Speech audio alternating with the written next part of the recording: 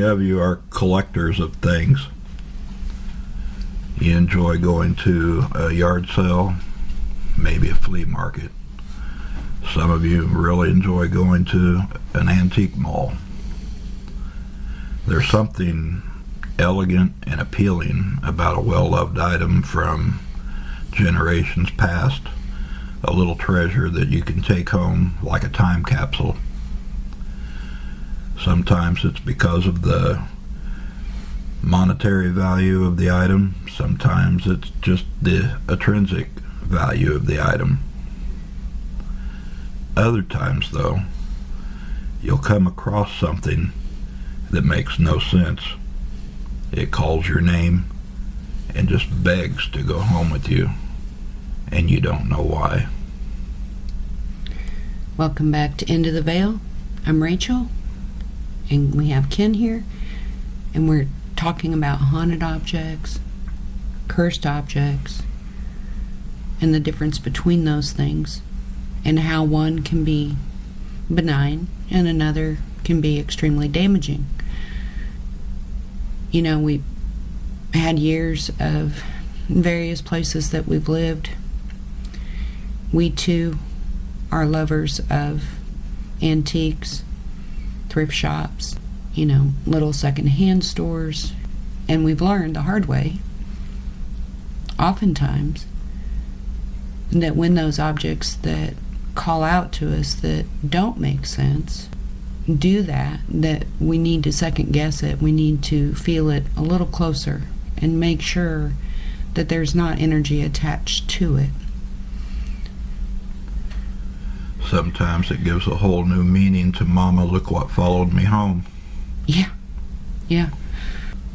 Thinking of where to start, we've had a variety of places and that had residual energy attached to them, called them ghosts. I remember one of the first places we ever had was a sweet little 2-bedroom farmette, and the old woman that lived there and had passed there was fastidious with her chores, and we would literally see her fanning a blanket over the bed as if she were making the bed, even though the bed was already made. Or go into, there was a basement, and that's where there were clotheslines and a good heat source, and where she had hung the clothes, nobody had ever taken the clotheslines down, and they would just start bouncing when we'd walk down there sometimes, and you could feel her very clearly, but she was what we would call a benign energy. She was just attached to the space. She didn't seem to be concerned about us, you know, or feeling ill about us being there.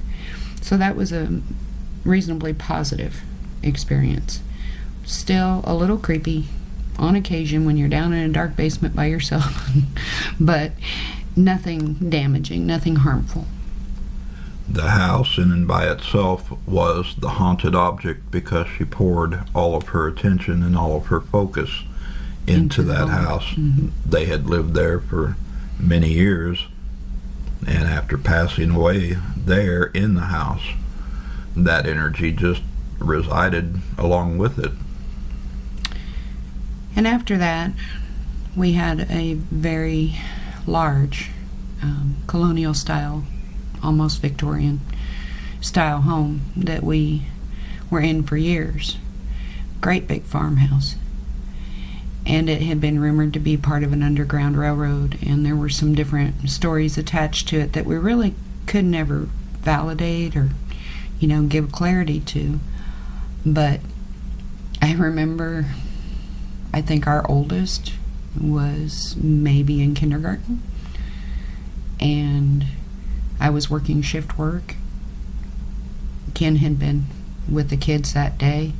I got home from work at about 2 o'clock in the afternoon, and around noon he was in the dining room, and our daughter had a piggy bank that was from Pocahontas, and it literally would, if you put a coin in it, it would say, "Grandmother Willow, what is my path? How will I ever find it?" And the bank would then say, "All around you are spirits, child." So in the middle of the afternoon, in the dining room, he hears the bank going off by itself. The kids were nowhere near it, and it was up in a toy room. So the batteries had been pulled out. We went to bed that night after he had told me what had happened, and it was about midnight or 1 o'clock in the morning, as I recall. All the lights were out, everybody was settled, and just below us we hear, "All around you are spirits, child," and nothing near that bank. There's not even any power to the bank. And it consistently did this until we got rid of the bank. But anything that's electronic can be used by a variety of energies, and they aren't necessarily negative energies. They may just be using that as confirmation for a conversation that you've had of thinking, maybe this house is inhabited by more than just us. So moving away from the haunted house theme, let's talk about haunted items. Everyone's familiar with the story of Annabelle, the Raggedy Ann doll that the Warrens have in a display case in their paranormal museum. And that doll started out doing just simple, basic paranormal things like moving one arm or moving position where it was placed on the bed to relocating itself, scribbling notes on the wall. They had removed the doll from the house, and it came back while the doors were locked and shut. And it became a real issue. A real issue. And what started out as a energetic imprint in the doll as a haunted object by proxy of the girls that lived in the apartment playing with the Ouija board, it then invited more malevolent spirits to utilize that object because it already had energy placed into it, perhaps from a child. It could have been great love put into that doll originally, and maybe even as that child's friend on occasion, some sadness. Children go through a gambit of emotions, but their emotions are very powerful in that they're pure. So oftentimes dolls become a target as a haunted object or even a cursed object because of a level of emotion that's placed into it. And we're throwing the word cursed object around kind of willy-nilly, and there's a difference. A haunted object is typically made from a stressful or some type of traumatic event. And it can also be made from pouring all of your attention and focus into an object. Those are what create haunted objects. A cursed object, on the other hand, is something that is specifically created to do harm or other nefarious activities toward people that are a target.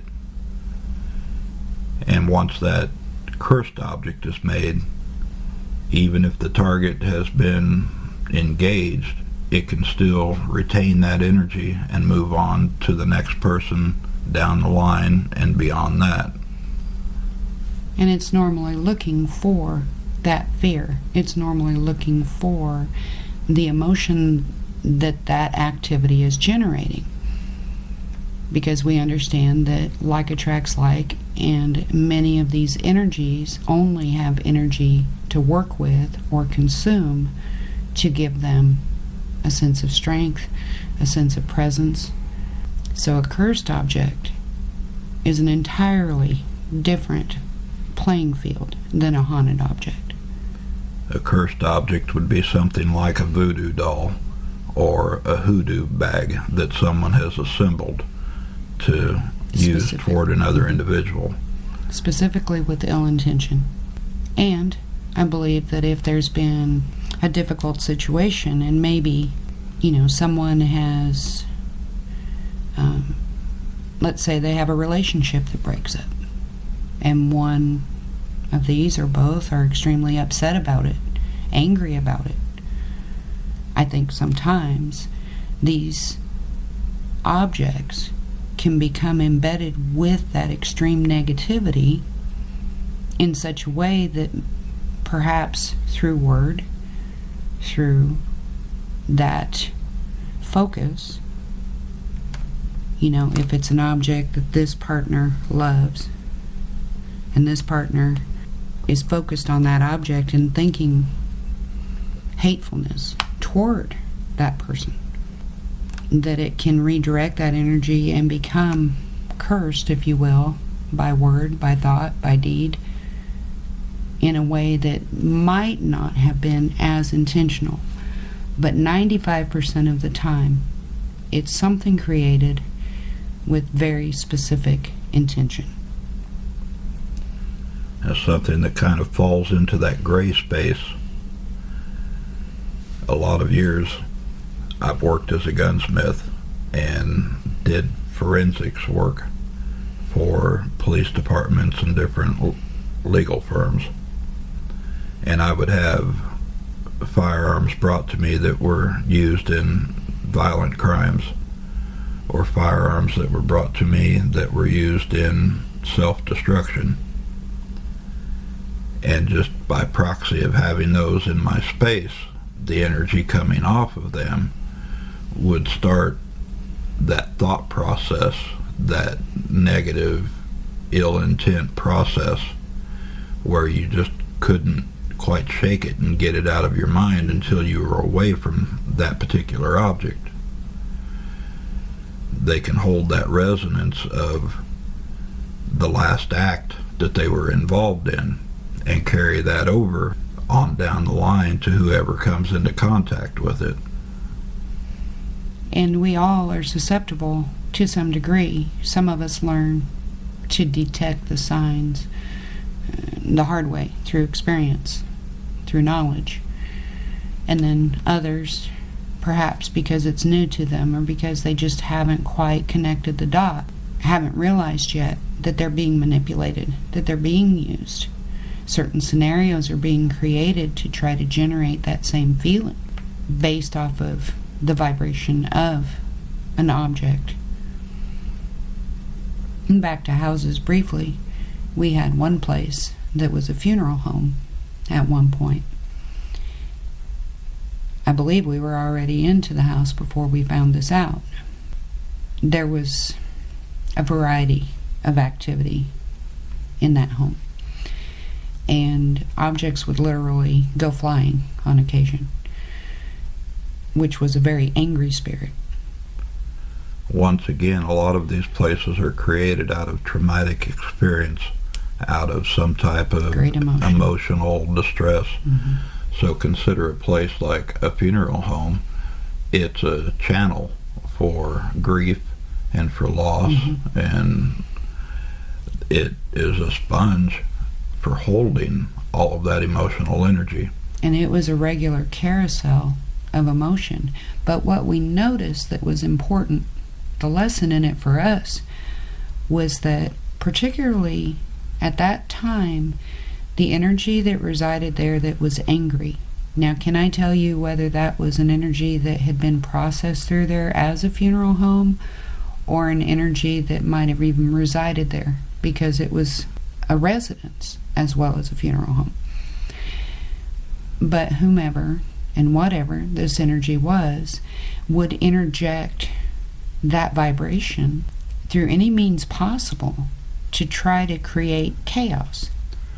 We could be at work or be out on a day trip somewhere.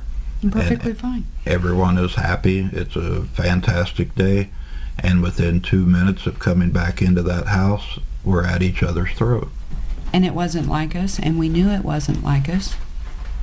We knew something was wrong. And so we started kind of picking the energy apart. And fortunately, we had that on our side to realize that something was invading our space. Something was trying to manipulate our emotions to feed it. So we got through it fine. But becoming aware is key. And when you have these objects, one could ask, why is it calling out to me? Well, somehow or another, there's I would call it an energetic match. Today, for example, as we were browsing around, I found myself drawn to this set of rolling pins, of all things. We have rolling pins. We don't need rolling pins. I don't collect rolling pins. But they spoke so loudly to me that I had to walk over and physically touch them, pick one up, and explore it.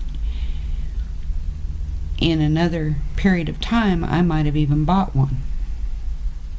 But I've gotten good enough at noticing that I can walk away from it. And the feeling that I had was somebody had put a great amount of love into it. The connection through my own emotion is the remembrance of that type of energy, that part within me that remembers my own grandmother putting a huge amount of love into baking and cooking and consistently. And so on a resonance level, it appealed to my energetic field. And sometimes that's how these things start. There's something that you have in common with that item, that energy that's in that item. If that's a positive thing, it's probably not going to hurt you. But if there's something about it that resonates on a more base level, or a memory within you that can be violent, or it can be traumatic, or it can be difficult, there might be that tiny seed that energy picks up on and then has room to present itself to you. Another example of a haunted item involved a pocket watch that was a prized possession of one person, and he carried that pocket watch literally until the day that he died, and his death was not a pleasant experience. He was crushed to death in a work accident, but the pocket watch survived. And the next owner of the pocket watch had absolutely nothing but one bad experience after another from the traumatic imprint that was embedded in that pocket watch. Mm-hmm.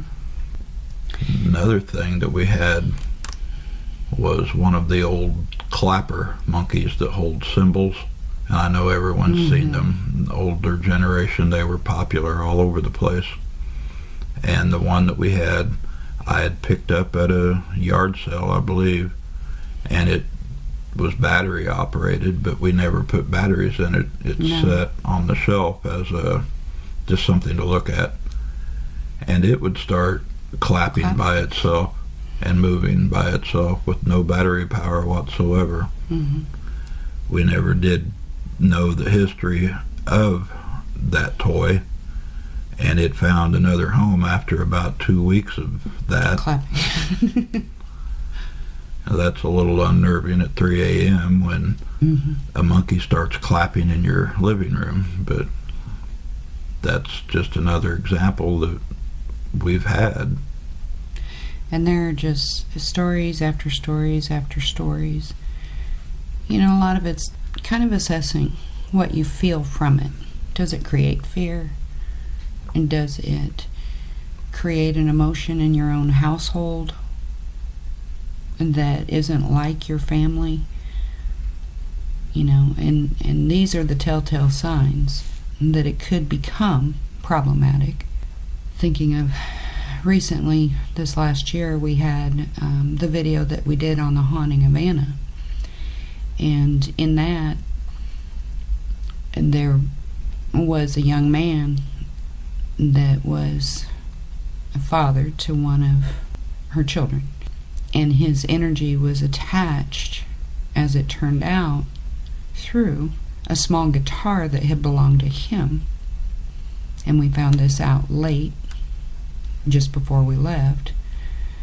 And the young girl kept it in her room, and it gave access energetically to him, to that family, not just by proxy of the child being his and his past relationship, but also to the object. And once again, through a traumatic event, that guitar was one of his favorite possessions, but he is also one that self-destructed himself. So there was a lot of emotion involved in that, a lot of trauma involved. Everything got expunged, cleansed. The guitar was removed. He crossed over. Hopefully everybody's good. Haven't heard any negative since, so I feel like everything's settled. But it's just a small example. Almost all the time that there are hauntings, there are usually objects left somewhere, perhaps in an old house. It could be down in that basement on a shelf. It could be in an attic. It could be somewhere in a closet. And we might take it for granted that it really has no significance. But it's enough if it's something they spent time with, especially furniture. Furniture's a big deal. It could be something as simple as a pocket token that they carried around and got discarded into a closet. It could be a chair or a sofa. Mm-hmm. And that is another example with the Enfield haunting in England, where the old man passed away in his favorite chair in the apartment that they lived in. And when the new family moved in, that residual energy stayed, and it became very, very possessive of the space and wanted them out, and then evolved into a poltergeist activity because he felt his space was threatened. Yeah, and like I said, we take a lot of these things for granted, and we don't understand how it's possible, so we disregard it. But understand that anything that's made, look at a table, a chair, a bed, the list goes on.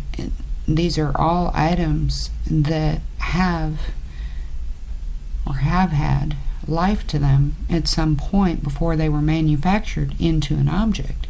So everything has its own sense of energy about it.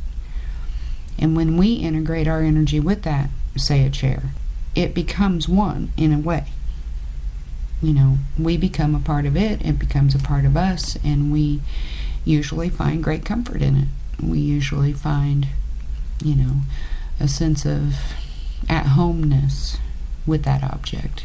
And anything that gives us that feeling sort of roots our energy into it. Now, some of these things, if they've turned into a negative, turned into a malevolent activity, getting rid of this can run the spectrum of simply asking it to leave to a full-on house exorcism of sorts. And a lot of it depends on the event that generated that energy. Right. And simply smudging an item, maybe if it's possible to sit it in a container with sea salt overnight and let it draw that negativity out, for a smaller object, or blessing it, even going so far as to using holy water and a prayer over it. There are different methods to release and to cleanse a lot of these items, and some, unfortunately, you're just going to have to discard in a deep, dark hole and hope that nobody else comes across them. True. And, all you can do is try the simpler method. See how the energy feels. See if that feels like it's released it. If not, I would opt for burying it, burning it, doing something to destroy that object in such a way and that secures your space again. I have a moral, ethical challenge with giving those same objects to someone else without them being aware. The irony is that maybe they would have that challenge and maybe they wouldn't, because sometimes I think it's just an event in your own personal space or a feeling within you that could cause that energy to sort of activate or become present, and it's in that resonance of that feeling, and that feeling is probably the same feeling that was invested in that energy. Sometimes it's just a simple matchup of the right energy at the right space at the right time that creates the activity. The next person that comes into contact with it may have no issue. Right. Anything else we need to cover on that? There's a lot to it. It's not as cut and dry as we try to make it sound. Each situation is its own. It's rare to have truly cursed objects. But it does happen, and sometimes, regardless of how much effort you put into trying to get rid of it, it can come back. And to tell a story on ourselves from years and years and years ago, we had a friend bring a Ouija board into our house and wanted to use it, and we didn't want to participate in that at the time, but they left it there, and when things started getting a little unnerving, I decided to throw it in the garbage outside. It showed back up underneath the couch, so I broke it and threw it in the garbage again. It reappeared whole. The third time we finally burned it and threw the pieces into the river, and that was the end of that. And we never did use it. It was just all of the energy that had been attached to it that gave it its own sense of life. And our instincts were 100% on point in staying away from it, but destroying it, not a simple task. So there's always more. There's always more to become aware of. We learn in it consistently. If you have challenges with these types of things, don't be afraid to reach out to me. We can explore it reasonably through a simple email, but we can also set up session to discuss some of the energies that could be involved. Don't be afraid to watch The Haunting of Anna. There's a lot of interesting stuff that happened with that story. And beyond that, I hope you all have a great day. Again, comment, tell me about your story, and let me know what I can do to help. Thank you.